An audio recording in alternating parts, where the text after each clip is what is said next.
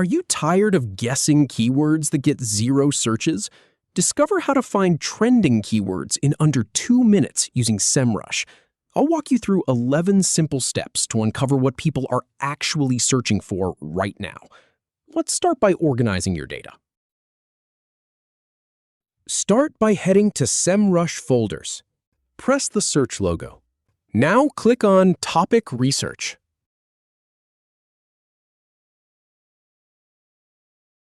Click on Topic Research to review it. Enter your topic. Then choose your country. Click on Country to set it. Now click on the highlight. Click on a virtual sample topic. Click on Trending Subtopics first. Finally, turn it on. If you have any feedback or if any info is inaccurate, please leave a comment below. We'll do our best to answer or redo the video if needed. Thanks for watching.